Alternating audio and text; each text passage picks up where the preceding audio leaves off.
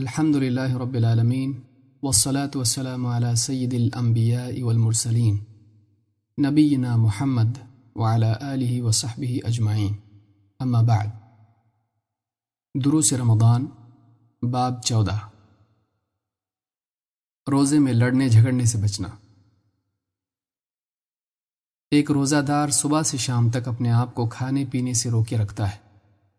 روزے کا احساس بھوک پیاس کی شدت کے باوجود اسے کھانے پینے سے روکے رکھتا ہے۔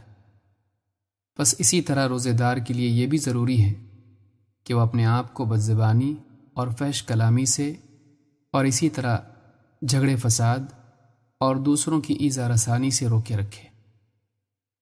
اللہ کے رسول صلی اللہ علیہ وسلم نے فرمایا، روزہ محض کھانے پینے سے رکنے کا نام نہیں ہے، بلکہ روزہ اپنے آپ کو لغو یعنی بے فائدہ چیزوں اور بے حیائی کے کاموں سے روکے رکھنے کا نام ہے۔ پھر اگر کوئی شخص تمہیں گالی دے یا تمہارے ساتھ جہالت کا سلوک کرے تو صاف کہہ دو کہ میں روزے دار ہوں۔ اس حدیث کو امام حاکم اور بہقی نے روایت کیا ہے۔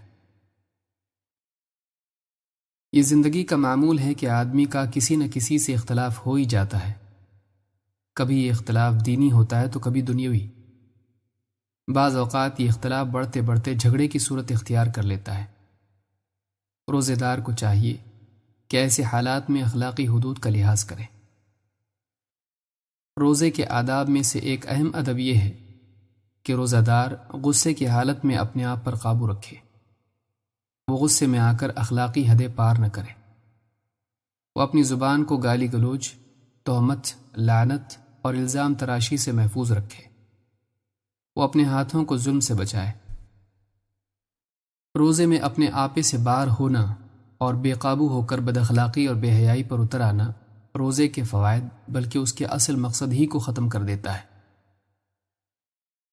عام طور پر لوگوں کی سوچ یہ ہوتی ہے کہ خاموش رہنا اور برداشت کر لینا کمزوری اور بزدلی ہے، لیکن حقیقت یہ ہے کہ قدرت کے باوجود اپنے آپ کو اخلاقی حدود کا پابند بنائے رکھنا بزدلی نہیں بلکہ بہادری ہے۔ جذباتی شخص بے لگام ہوتا ہے، اسے خود بھی معلوم نہیں ہوتا کہ اگلے لمحے وہ کیا قدم اٹھائے گا۔ اس کے برعکس ایک بااصول انسان جانتا ہے کہ اسے کس موقع پر کیا کرنا ہے۔ یہی وجہ ہے کہ جذبات کے بہاؤ میں بہہ جانے والے شخص کے حصے میں اکثر ندامت کے سوا کچھ نہیں آتا۔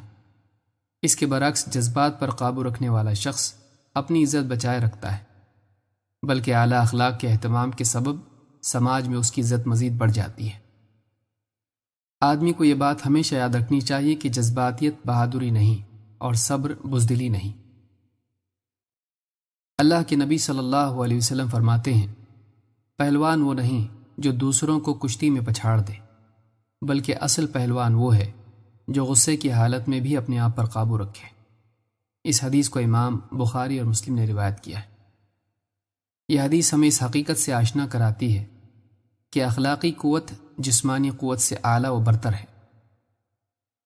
اگر کوئی شخص جہالت سے مغلوب ہو کر روزے دار سے الجھ پڑے تو روزے دار کو چاہیے کہ اس شخص کی جہالت کا جواب جہالت سے دینے کی بجائے اپنے روزے کی حفاظت کا خیال کرے۔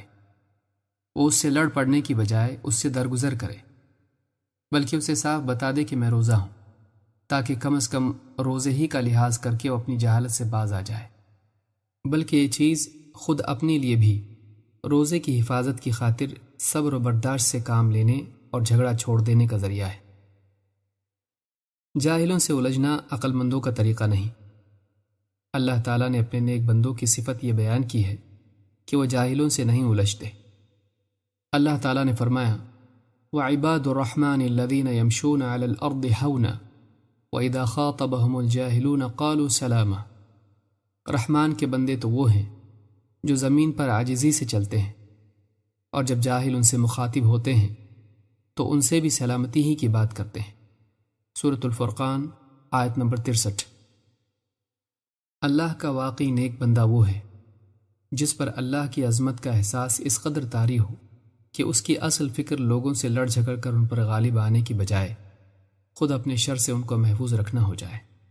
جو اونچائی کا مقام رحمان کے لیے خاص کر کے اپنے لیے تواضع اور پستی کے مقام پر راضی ہو جائے۔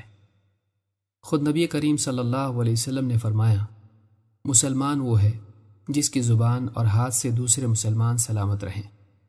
اس حدیث کو امام مسلم نے روایت کیا ہے۔ حق بات تو یہ ہے کہ ایک مسلمان عام حالات میں بھی دوسروں کے لیے سراپا سلامتی ہوتا ہے، پھر وہ روزے کی حالت میں لوگوں کے لیے شر اور ضرر کا سبب کیسے بن سکتا ہے؟ اقول هذا واستغفر الله لي ولكم۔